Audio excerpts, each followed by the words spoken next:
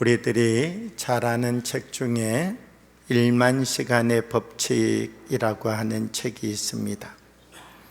이 책은 안드레스 엘렉슨이라고 하는 사람이 이 책을 썼습니다. 이 책을 쓰고 난 다음 오랜 시간이 지나고 나서 다시 1만 시간의 재발견이라고 하는 책을 썼습니다. 1만 시간의 법칙이라고 하는 책에서 1만 시간의 재발견이라고 하는 책을 두 번째로 다시 발간하게 되었다라고 하는 것입니다. 이 1만 시간의 재발견이라고 하는 책을 왜 쓰게 되었는가? 그것은 1만 시간의 법칙이라고 하는 책을 먼저 이해하는 것에서 출발을 하여야 됩니다. 안드레스 엘렉슨이라고 하는 사람은 1만 시간의 법칙이라고 하는 책을 쓰면서 한 사람이 1만 시간을 노력하면 그 분야의 전문가가 될 수 있다, 이렇게 이야기를 하였습니다. 내가 거기에 대하여서 잘 알지 못한다 할지라도 1만 시간을 노력하게 된다면 그 분야에 대하여서 모든 사람들로부터 전문가라고 하는 이야기를 들을 수 있을 만큼 거기에 다른 사람들과 다른 차별된 영역을 만들어낼 수 있다라고 생각한 것이었습니다. 그런데 에릭슨이라고 하는 이분이 이 책을 쓰고 난 다음 얼마 지나지 않아서 자기가 이야기하고 있는 1만 시간의 법칙에 의문을 품기 시작하였습니다.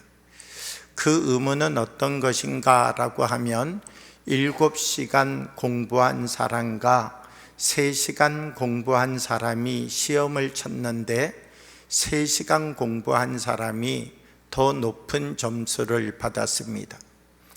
만약 더 오랜 시간 공부한 사람이 더 좋은 점수를 내게 된다라고 하면 당연히 7시간 공부한 사람이 3시간 공부한 사람보다 더 좋은 성적을 내어야 되겠죠.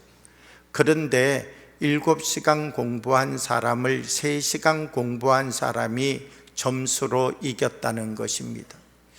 많은 고민이 생기게 되었습니다. 어떻게 시간의 법칙으로 보게 되면 당연히 7시간 공부한 사람이 앞서야 되는데 3시간 공부한 사람이 앞설 수 있단 말인가? 그러면서 또 다시 다른 분야를 보게 되었습니다. 바둑을 배운 지 3년 지난 사람이 바둑을 배운 지 1년 지난 사람에게 대국을 치루었는데 지고 말았다는 것이죠. 이 바둑이라고 하는 것도 3년 배운 사람과 1년 배운 사람, 두 사람이 겨루게 되면 누가 이겨야 됩니까? 만약 오랜 시간을 공부한 사람이 이기는 것이라면 3년을 공부한 사람이 당연히 1년을 공부한 사람을 이겨야 되겠지요. 그런데 사람들 안에서 나타나는 결과를 보게 되면 시간의 법칙대로 이루어지는 것 아니라 그 결과는 시간의 법칙과 반대 방향으로 가는 결과도 나타나고 있다는 사실을 알게 되었다는 것입니다. 그래서 새롭게 연구를 시작하였는데 그 새롭게 연구를 해서 나온 책이 1만 시간의 재발견이라고 하는 책이라는 것입니다. 에릭슨이라고 하는 사람은 노력한 시간에 비해 빠르게 목표를 이루어낸 사람들을 연구하기 시작하였습니다. 그리고 그는 오랜 시간 하는 것보다 발전에 초점을 주는 것이 더 중요하다는 것을 알게 되었습니다. 축구 선수들이 운동장에 가서 연습을 하는데 몇 시간 동안 운동 연습을 하였는가, 이것이 중요한 것이 아니라 거기에서 새로운 기술을 얼마나 익혔느냐가 중요하다는 것을 알게 되었습니다. 운동장에 가서 4시간 훈련을 하는데 매일 달리기 하고 매일 볼을 주고받는 킥을 연습하고 헤딩하고 점프하고 이런 것으로 4시간 보내는 사람은 새로운 기술이 늘지 않더라는 것이죠. 이런 자리로부터 하여서 새로운 테크닉과 새로운 기술을 배우는 일에 집중했던 사람들이 이 축구도 실력이 늘어가더라라고 하는 것을 알게 되었다는 것입니다. 책상에 오랜 시간 앉아 있는 것, 이것이 중요한 것 아니라 책상에 앉아서도 얼마나 더 깊이 이것에 집중하느냐가 중요하다는 사실을 알게 되었다는 것입니다. 그래서 내가 가지고 있는 나의 한계점을 스스로 얼마나 노력하여 넘으려고 하느냐, 이것이 중요한 것이라는 사실을 알게 되었다는 것이죠. 10분 기다려줄 수 있는 사람이 있습니다. 60년의 삶을 10년 이상 10분 이상 기다려준 적이 없습니다. 사람들과 만남을 약속했다가 10분까지는 기다리는데 11분을 기다려주지 못합니다. 그래서 60평생 자기와 친한 친구가 없습니다. 왜냐하면 차를 타고 오다 보면 언제나 10분 정도 늦을 수 있는데 먼저 와서 기다리다가 10분만 되면 자리에서 일어나서 떠나는 것입니다. 60평생의 삶을 살았는데 이 10분 기다려주는 것이 20분 기다려주는 것으로 늘어나지 못했다는 것이죠. 평생 삶을 살았는데 내가 가지고 있는 내 마음의 크기, 내가 갖고 있는 내 생각의 크기를 더 넓히지 못하였다는 것입니다. 삶을 살아가며 내가 늘 그 자리에 서서 살아가는 삶의 시간이 나를 바꾸는 것 아니라 내가 살아가고 있는 이 삶에서 나는 얼마나 내 자신을 더 높여가려고 하고, 나는 내 자신을 얼마나 더 넓혀가려고 하고, 나는 성장하기 위하여서 얼마나 더 높은 눈을 뜨고 세상과 나를 바라보고 있느냐, 이 시간이 중요하다라고 하는 것입니다. 부부가 행복한 삶을 살아가기 원합니다. 결혼하고 80이 되었는데도 아직도 잔소리가 끝나지 않았다는 것입니다. 결혼한 다음 날부터 시작된 잔소리는요, 80이 되었는데도 자꾸 늘어만 간다는 것입니다. 그런데 이 부부의 소원은 행복한 삶을 살아가는 것입니다. 행복한 삶을 살아가기 위하여서는 잔소리를 했던 삶에서 격려하고 축복하고 사랑을 표현해 주는 더 높은 단계의 삶으로 나아가지 않는다면 우리가 아무리 오랜 시간 함께 살았다라고 하여서 그것이 우리에게 행복을 만들고 행복을 가져다 주는 것은 아니다는 것입니다. 우리가 오랜 시간 거기에 머무는 것 아니라 그 시간으로부터 한 걸음 더 높이 서서 또 다른 삶을 살아가는 일에 도전하고 있는가, 내 자신을 또 다른 존재로 하나님 말씀 앞에 세워가기 위하여서 내가 갖고 있는 나의 것들로부터 하나님의 것을 내 안에 품어가고 있는 삶을 경주해가고 시작해가고 있는가, 이것이 우리의 삶에 중요하고 소중하다라고 하는 것입니다. 오늘 요한복음 15장 4절의 말씀을 보면 우리에게 이렇게 말씀합니다. 내 안에 거하라, 나도 너희 안에 거하리라. 가지가 포도나무에 붙어 있지 아니하면 스스로 열매를 맺을 수 없음같이 너희도 내 안에 있지 아니하면 그러하리라. 지금 이 말씀을 보게 되면 나무에 붙어 있는 것이 중요해요? 아니면 열매를 맺는 것이 중요한 것입니까? 이 말씀을 읽어보면 가지로 붙어 있는 것 중요한 것 아니라 열매를 맺으라고 예수님께서 요구하고 있는 것이죠. 가지로 얼마나 오랫동안 붙어 있는가, 가지로 이 나무에 20년 붙어 있는 가지도 있고 50년 붙어 있는 가지도 있겠지만 가지로 이 나무에 얼마나 오래 붙어 있느냐가 중요한 것 아니라 열매를 맺고 있느냐, 열매를 맺고 있지 않느냐, 이것이 중요하다는 사실을 말씀해 주고 있다는 것입니다.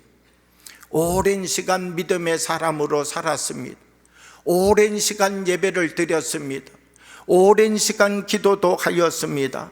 내가 예수님 믿고 내가 이제는 정말 하나님의 자녀가 되었습니다 고백하면서 살아온 시간이 20년도 지난 사람 있고 30년도 지난 사람 있고 50년도 지난 사람 있고 60년도 지난 사람 있습니다. 오랜 시간을 우리가 예수 믿는 사람으로 살았다라고 하는 것, 이것이 중요한 것 아니라 정말 우리가 예수 그리스도를 믿는데 우리에게 예수 믿는 사람의 열매가 맺어져 가고 있는가, 이것이 우리에게 중요하다라고 하는 것입니다. 우리가 하나님과 우리의 관계 속에서 나는 주님을 의지하고 주님의 말씀대로 삶을 살아가고 있습니다라고 고백하지만 그 시간의 길이로 치면 오랜 시간 나는 예배도 드리고 교회도 나오고 말씀을 읽었지만 오랜 시간 하였다는 것이 열매의 조건은 아니라는 것이죠. 우리는 오랜 시간 믿음의 자리에서 열매 맺는 믿음의 자리로 나올 수 있는 주의 사람들이 되어야 된다는 것입니다. 오늘 요한복음 15장 8절의 말씀을 계속해서 보면요, 너희가 열매를 많이 맺으면 내 아버지께서 영광을 받으실 것이요 너희는 내 제자가 되리라. 그러니까 열매를 맺어야 제자가 된다. 예수님 이렇게 우리에게 말씀하고 있다는 것입니다. 우리는 예수님과의 관계가 어디로부터 시작된다고 생각합니까? 예수님이 우리를 부르신 부름의 자리로부터 예수님과 나의 관계는 시작되었다라고 말합니다. 예수님께서 우리를 부르시는 그 부름의 자리로부터 나는 제자가 되었다고 생각합니다. 그런데 예수님은 무엇이라고 우리에게 말씀하시는가라고 하면 우리를 부르신 자리가 제자의 자리가 아니라 우리를 부르셨는데 우리가 주님의 부름을 받고 일평생 그 말씀과 함께 삶을 살아 어떤 열매를 맺었는지가 제자인가 제자가 아닌가를 결정짓는 요소라는 사실을 우리에게 말씀해 주고 있다는 것이죠. 주님이 우리를 부르셨기 때문에 내가 제자가 아니라 주님이 우리를 부르셨는데 우리가 이 부르심의 자리에서 어떤 열매를 맺었느냐, 우리의 제일 마지막 자리까지 어떤 결과로 살았느냐, 이것이 정말 제자가 되고 이것이 제자가 되지 않는 것을 결정짓는다는 것입니다. 가룟 유다라고 하는 예수님 제자 있었습니다. 우리가 이 가룟 유다를 가리켜서 예수님의 12명의 제자라고 말하지만 엄격히 이야기하면 이 사람은 제자가 아닌 것이죠. 왜 제자가 아닙니까 여러분? 제자는 스승이 걸어가는 방향과 함께 걸어가는 사람이죠. 스승이 이 땅에서 어떤 일을 이루어 가다가 그 일을 다 이루지 못한다면 그 제자가 스승을 대신하여서 그 일을 이루어 가는 것, 그 사람이 바로 제자가 아니겠습니까? 그런데 이 가룟 유다라고 하는 사람은 어떤 사람입니까? 제자처럼 보이지만 끝이 달랐던 사람, 결국 그를 가리켜서 그가 진정한 제자라고 말하는 사람은 아무도 없다는 것입니다. 마태복음 7장 21절의 말씀을 보면 이렇게 말씀합니다. 나더러 주여 주여 하는 자마다 다 천국에 들어갈 것이 아니요 다만 하늘에 계신 아버지의 뜻대로 행하는 자라야 들어가리라.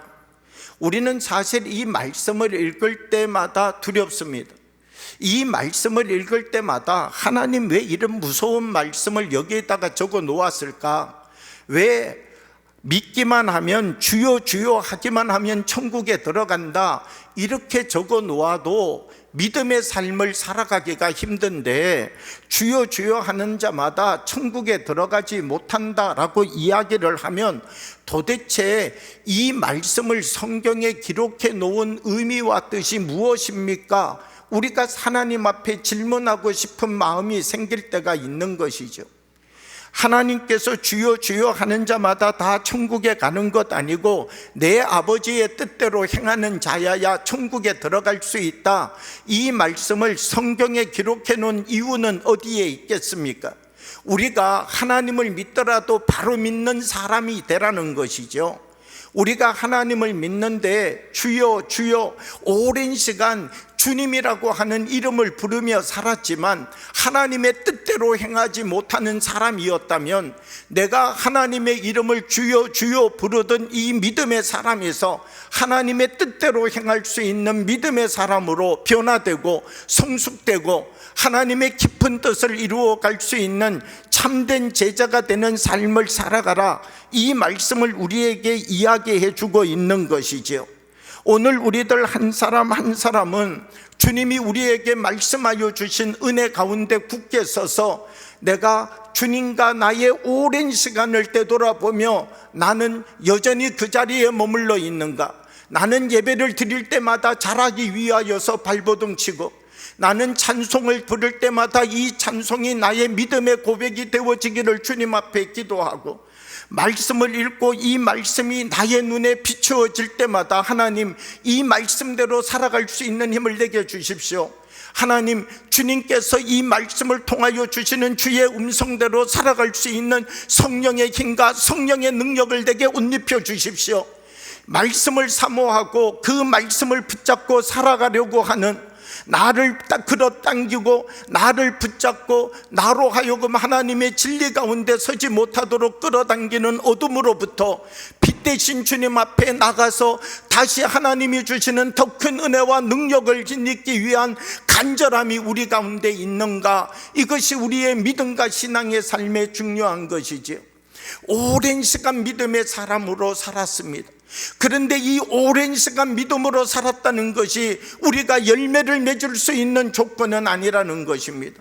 열매를 맺기 위하여서는 오랜 시간 가지로 붙어 있는 것 중요한 것 아니라 하나님의 뜻대로 행하는 삶의 자리로 하나님이 우리에게 말씀하시는 하나님의 뜻대로 우리의 걸음을 옮겨갈 수 있는 사람으로 우리를 바꾸어 내어야 된다는 것이죠.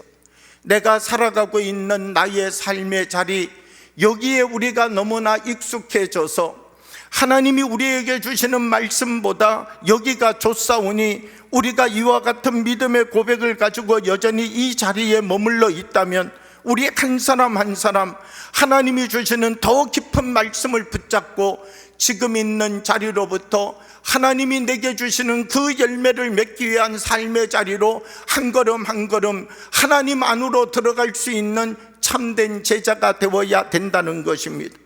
우리가 열매를 맺기 위하여서는 어떻게 하여야 되는가?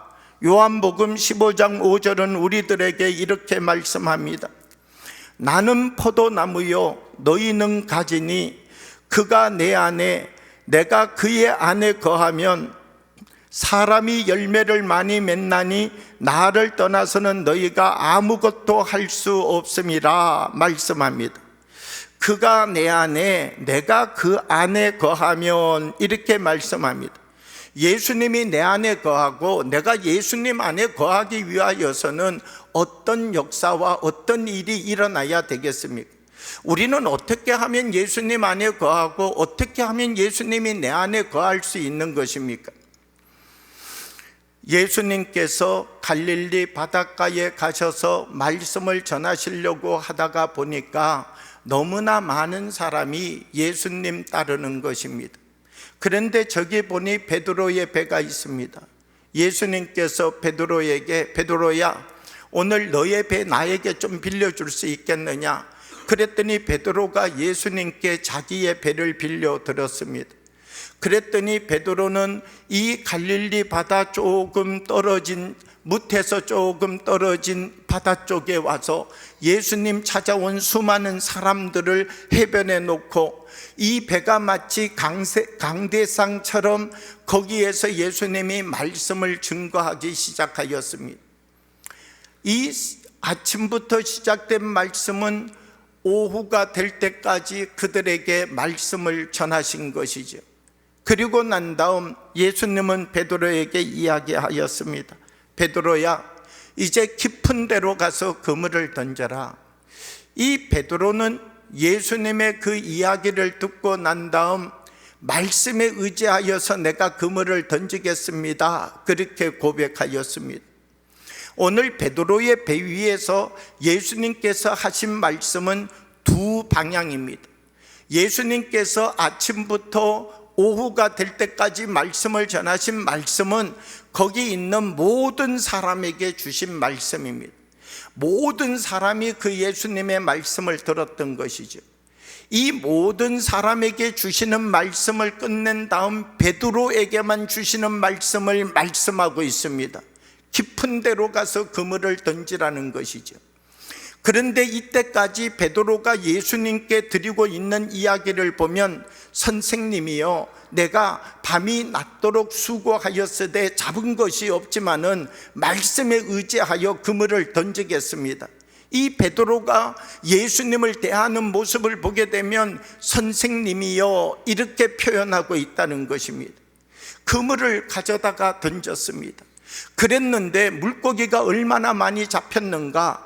2배에 채우고도 남을 만큼 물고기가 많이 잡혔다, 성경은 이렇게 말씀하고 있다는 것입니다. 여러분, 2배에 채울 만큼 이렇게 많은 물고기가 잡혔다는 것은 무엇을 의미하는 것입니까? 베드로라고 하는 사람, 그물과 물고기밖에 모르는 사람입니다. 한평생 태어나서 이 베드로가 한 일은 갈릴리 바다에서 물고기 잡는 일이었습니다. 철학도 모르고 다른 셈법을 잘 알지 못합니다. 그런데 오직 베드로가 한 가지 잘 계산하고 잘 이해하고 잘 자기가 깨달을 수 있는 것은 무엇인가? 한 번 그물에 물고기 몇 마리 잡히면은 이 배가 만선이라고 하는 것은 알고 있는 사람입니다. 그런데 자기의 그 낡은 그물로 그물을 던졌는데 2배에 채울 만큼 엄청난 물고기가 잡히게 되었다는 것이죠. 여러분, 베드로 이 갈릴리 물가에서 자라난 사람입니다. 자기의 그물을 보면서 어떤 깨달음이 있었을까요? 아마 갈릴리 바다가 생긴 이래로 이 그물에 이렇게 많은 물고기가 잡힌 적은 없을 것이다. 이 작은 그물에 어떻게 이렇게 많은 물고기가 잡힐 수 있단 말인가? 여기에 그물을 던지라 하시고 이 물고기가 잡히게 하신 그분은 바로 나의 주님이시다. 이것이 베드로가 물고기를 잡는 사건 속에서 생긴 믿음의 변화였다는 것이죠. 그래서 그는 이 물고기를 잡고 예수님 앞에 무릎을 꿇고 말합니다. 주님, 나를 떠나십시오. 나는 죄인입니다. 고백하게 되었다는 것입니다. 수많은 사람에게 예수님께서 말씀하셨던 말씀, 그런데 이 수많은 사람에게만 말씀하신 것 아니라 베드로에게 주셨던 그 말씀이 결국은 이 베드로가 예수님 안에 사는 삶을 시작하고 또 예수님 안에서 베드로의 삶이 시작되어지는 새로운 출발의 자리가 되게 된 것이지요. 오늘 우리가 삶을 살아가면서 우리 한 사람 한 사람 수많은 말씀을 듣고 말씀을 읽고 하나님의 사람들과 함께하는 삶을 살아가고 있지만, 우리가 살아가는 이 삶의 자리 속에서 주님이 내게 주시는 음성을 들어갈 수 있는 사람이 되어야 된다는 것입니다. 모든 사람에게 주시는 말씀으로 끝나는 것 아니라 이 모든 사람에게 주시는 말씀에서 나에게 주시는 말씀을 들어갈 수 있는 사람이 되어야 되는 것이죠. 오늘 베드로 모든 사람에게 주시는 말씀에서 나에게 주셨던 말씀, 이 말씀을 통하여서 주님이 그 안에 살고 그가 주님 안에 사는 새로운 역사를 일으켜갈 수 있는 사람이 되게 되었다는 것입니다. 어떤 사람은 물고기를 통하여 주님을 발견하는 사람도 있고, 어떤 사람은 질병을 통하여 주님을 발견하는 사람도 있고, 어떤 사람은 절망을 통하여 주님을 발견하는 사람도 있고, 어떤 사람은 홍해를 만나고 난 다음 주님을 만나는 사람도 있고, 어떤 사람은 쓴물이 단물 되는 것을 보고 체험하고 난 다음 주님을 만나는 사람도 있고, 우리에게 들려지는 이 수많은 말씀들 속에서 하나님이 내게 주시는 나의 말씀을 만나는 역사가 우리들의 삶 가운데 일어나야 된다는 것입니다. 주님이셨군요. 주님이 나의 하나님이셨군요. 오랜 시간 말씀을 듣고 우리가 가지로 붙어 있었다라고 하여서 놀라운 능력을 가질 수 있는 사람이 되는 것 아니라는 것입니다. 어떤 농부도요, 어떤 가수원 주인도요, 나의 이 사과나무에 가지가 몇 개 달렸나 이걸 헤아리는 주인은 없습니다. 이 가수원 주인은요, 가지가 중요하지 않아요. 무엇이 중요한가? 열매가 중요하지요. 저 나무는 사과가 20개 달렸더라. 저 나무는 사과가 50개 달렸더라. 이 주인에게 있어서는요, 열매가 중요한 것이지 가지가 몇 개냐가 중요한 것 아니라는 거예요. 예수님께서도 우리 한 사람 한 사람 하나님의 그 은혜에, 하나님 놀랍고 크신 성전 속에 우리들을 부르시고, 이 부르심의 자리 속에서 우리들 한 사람 한 사람이 주님의 참된 열매를 맺어갈 수 있는 제자가 되기를 원하신다라고 하는 것입니다. 나는 오랜 시간 믿음의 삶을 살아가는 것에는 성공하였지만 예수님의 뜻대로 살아가는 삶에는, 예수님의 부르심에 응답하는 삶에는 아직도 그 자리에 머물고 있습니다라고 우리들 중에도 대답할 사람이 있을 것이다 라고 하는 것입니다.